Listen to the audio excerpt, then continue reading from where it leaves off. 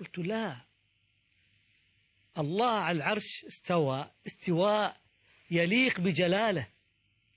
الله محيط بعلمه صحيح في كل مكان بعلمه، محيط بعلمه، ولكن استواءه معلوم، لكن لا نشبه ولا ننفي الصفة، هو أثبتها لنفسه في القرآن. فقام متمتما غضبا وخرج من هذا المجلس، وهذا في إلحاد في أسماء الله وصفاته. كان موقف آخر مع أحد الأقارب كذلك، وكنا نتكلم بداية الحديث كان الكلام على إثبات الولاية والإمامة وهكذا، ثم هو فتح باب موضوع التجسيم، وأن هذه عقيدة ابن تيمية، وأهل السنة لا يعتقدون بالتجسيم، إنما ابن تيمية هو الذي يعتقد بالتجسيم وغير. فقلت له صبرا صبرا، دعنا من ابن تيمية، ودعنا من علمائك، ودعنا من جميع العلماء، دعنا نتكلم من القرآن. القرآن فيه الأدلة. ماذا تعني الآية يد الله فوق أيديهم؟ فقط أجبني عن هذا الجواب. الله أثبت يد الله فوق أيديهم، يعني أيدي البشر، وهذا يوم بيعة رضوان. الله أثبت لنفسه اليد، ماذا تقول؟ قال الله ليس له يد.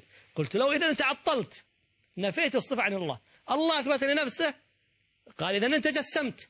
قلت لم أجسم، يد تليق بجلاله، هذه صفة لله أثبتها في كتابه، وبقية الصفات مثلها، من غير تجسيم، من غير تشبيه، من غير تمثيل، لكن الصفة لله سبحانه وتعالى مثبتة ولا نكيفها وهذه عقيدة أهل السنة والجماعة كما فهمها السلف الصالح، وكما فهمها الأولون السابقون، وكما هي مسطرة في القرآن ومثبتة بالأدلة الواضحة.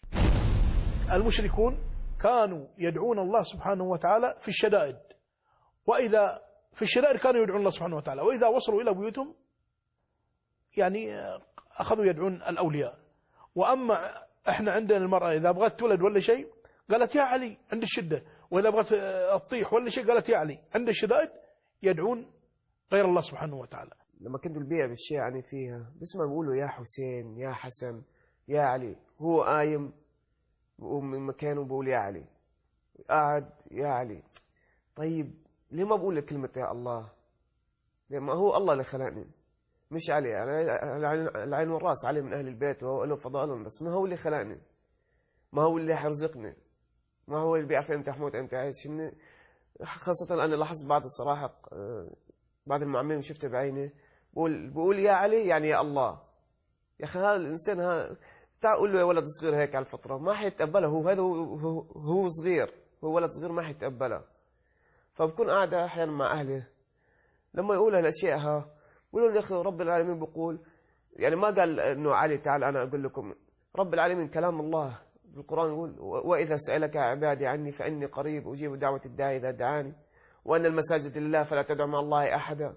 ليش أنا أدعو مع الله وليش ما؟ خلاص هذه واضحة. طيب هذه شو الآية الصريحة يعني؟ في غيرها في مضادها؟ هل يقال رب العالمين ادعو علي بعدين ادعوا لي؟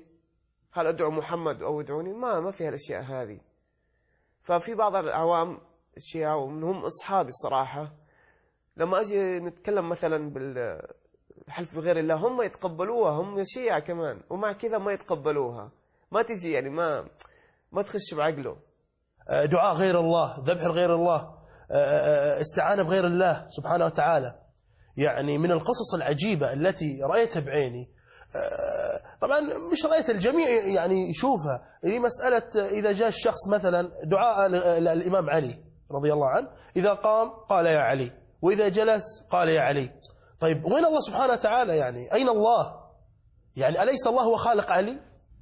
والله يا أخي الشيعة عندهم شيء لا يصدق. يعني أحيانا تجد بعضهم قام بزيارة السيدة زينب عليها السلام ولم يأتي بعمرة أو يذهب للحج. هذا شيء مستغرب. المراقد والمزارات هذه أماكن مقدسة عندنا، معظمة عندنا. التعظيم اللي موجود هذا تربية، يعني تربينا عليه من طرف الأم، من طرف الإخوان، من طرف الأهل، نتربى انتبه تسوي كذا. أحيانا كنا نهدد، ترى إذا سويت شطانة بربطك في السبات، يعني المرقد نفسه. بدلا يعني أن يتوجهون إلى مكة والمدينة اللي احنا نعرفها. يعني أي مسلم تسأله وين تبغى تروح يقول لك بروح مكة والمدينة، لأن هذا اللي سبحان الله مذكور في القرآن، مذكور في السنة النبوية، معروف بالعقل. ما عندنا مكة والمدينة. أجدهم يعني يحجزون ويطلعون حملات، وين رايحين؟ على كربلاء والنجف والمدن إيران وما إيران، يعني بعض طوق بهالة ندامة من ثقل ذنب، استغفرت ربي طوق بهالة ندامة. من مظاهر الشركيات، مظاهر الذي يعني كل شخص شيعي يستطيع أن يراها بنفسه ويستشفى بنفسه، وهي عند زيارة القبور، أو نقول المراقد، مراقد الأئمة، الأضرحة. وقد يعني يمكن يشارك هؤلاء يعني طوائف أخرى، لا ننفي ذلك، القبوريون يشاركونهم قد يكون في بعض الأشياء هذه، وهي يعني الاستغاثة بهذه القبور وأصحاب هذه القبور عندما يذهبون هناك. اعتقاد يعني أن يذهب الشخص لزيارة هذا الإمام ويطلب منه فرضا أن يفك له مشكلة معينة أو حيرة معينة، أو يدعو الإمام بمنصبه وبجاهه لأن يحل له هذه المشكلة أو هذه المعضلة. كذلك يعني شيء شاهدت بنفسي يعني بعد مدة، يعني عندما أذهب إلى هذه المزارات سابقا ولاحقا،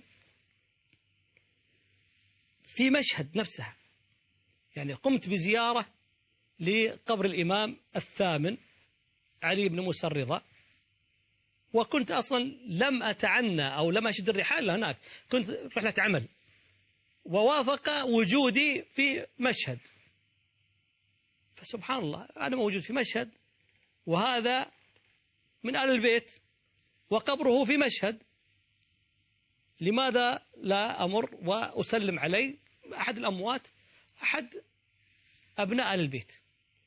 فدخلت أنا مع زميلي، كان معي زميل من أهل السنة كذلك، ودخلنا مع المترجم، قلنا ندخل داخل هذا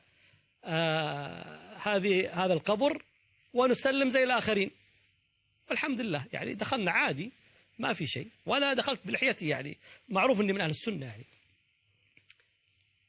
وسبحان الله يعني بعيني، لا أقول أفتري ولا أريد أن أشوه سمعتكم، يعني هذا شيء يمارس وأن ترونه بأعينكم، والآن الفضائيات قاعدة تنشر هذه الأشياء، الناس يرون هذه الأشياء في الفضائيات، ولكن كشاهد عيان والله إن أتى شخصان يعني مسرعين الخطى وسجدوا أمامي عند العتبة الذي أمامها القبر، وكان بجانبهم واقف شخص معمم لتنظيم الحركة حول الطواف حول القبر. والله لا أنا أنظر إليه أريد أن ينكر، يتحرك يقول هذا قم، لمن تسجد؟ قم من الأرض. الشخصين مع بعض ساجدين أمامنا، الله أعلم بهم، يعني ماذا يقولون في السجود الله أعلم، لكن أليس هذا بشرك؟ أليس هذا بشرك؟ وكنت أقول هذه القصة حقيقة لشخص آخر بعد ما رجعت، كنت أتكلم في حوار مع أحد أقاربي وأقول له يا أخي أنا حصل لي كذا وكذا، وكنت في مشهد وشاهدت منظر حقيقة أنا قشعر جسمي، كيف الله سبحانه وتعالى يعني يساوى بينه وبين صاحب هذا القبر الميت. جعلت ند لله سبحانه وتعالى، صرفت العباد لغير الله يسجد لهذا القبر. والله أنه قال لي أنا هو هذا قريب يقول نفس الشيء، أنا شاهدت ما شاهدته هؤلاء إيرانيين، بعضهم مشرك، يعني هو اعترف أن هذا مشرك اللي يقوم بهذا العمل. أنا أهنيه على هذه الشهادة أنه رأى بعينه ما رأيته بعيني، وأنا متوقع الجميع يرى هذه المشاهد لأنها تمارس في كل هذه المقابر. طوق بهالة ندامة من ثقل مهدی موعود علیه السلام هستیم.